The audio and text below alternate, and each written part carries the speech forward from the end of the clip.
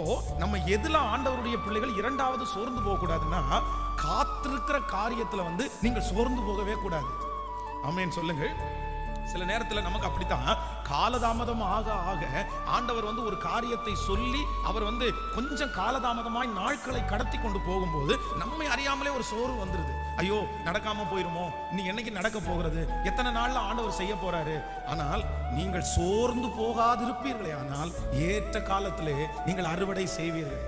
இந்த ஜெபத்துல இருக்கிற நீங்க நிறைய நாட்கள் காத்திருந்து ஒருவேளை இன்னைக்கு சோர்ந்து போய் வந்திருக்கலாம். பாஸ்டர் நான் சோர்ந்துட்டேன் பாஸ்டர், நான் என் ஜெபத்துல சோர்ந்துட்டேன், இனி நான் எங்க ஜெபம் பண்ண போறேன், இனி நான் ஜெபம் பண்ண போறது இல்லை, நான் எத்தனை வருடமாய் காத்திருக்கிறேன். ஒருவேளை இந்த வருடம் ஆரம்பித்ததிலிருந்து நடந்த எல்லா கூட்டத்திலையும் நீங்கள் விசுவாசித்திருக்கலாம், எல்லா கூட்டத்திலையும் அந்த வாக்குத்தத்தத்தை நீங்க நம்பி நம்பி ஆமேன் என்று சொல்லலாம். ஆனா எனக்கு நடக்கலையே. உங்களுக்கு முன்பாக நிறைய பேர் சாட்சி சொல்றாங்க, உங்களுக்கு முன்னாடி நிறைய பேருக்கு நடக்குது, இப்ப வந்தவங்களுக்கு நடக்குது, இப்ப விசுவாசி ஆனவங்களுக்கு நடக்குது. ஆனா நீங்க ஆரம்பத்திலேயே கத்தரை பிடிக்கலாம். ஆனா ஆண்டவர் என்ன வாக்கு கொடுக்கிறாருன்னா, இல்ல, உங்களுடைய காத்திருப்பிலே ஒரு நாளும் நீங்கள் சோர்ந்து போக வேண்டிய அவசியம் இல்லை. கத்தர் ஒரு நாளும் உங்களை கைவிட மாட்டார். காத்திருக்கிற உங்களுக்கு அற்புதம் கண்டிப்பாக தேடி வரும். கத்தருக்கு காத்திருக்கிறவர்களோ புது பலன் அடைந்து செட்டைகளை அடித்து உயரே எழும்புவார்கள். அவர்கள் சோர்ந்து போக மாட்டார்கள், அவர்கள் வெட்கப்பட்டு போவது இல்லை.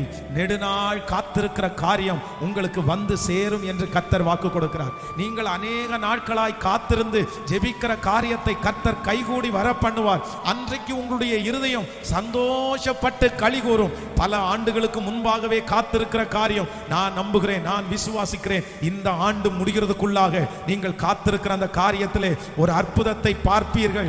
கர்த்தர் அந்த அற்புதத்தை உங்களுக்கு செய்வாராக. கரங்களை தட்டி விசுவாசிக்கிறவர்கள், காத்திருக்கிற அந்த உயர்வு உங்களை தேடி வரும், காத்திருக்கிற அந்த பணம் உங்களை தேடி வரும், காத்திருக்கிற ஹல்லேலூயா அந்த சந்தோஷம் உங்களை தேடி வரும். காத்திருக்கிற காரியத்தை கர்த்தர் இப்பொழுது உங்களுக்கு வாய்க்க பண்ணுவாராக, வாய்க்க பண்ணுவாராக.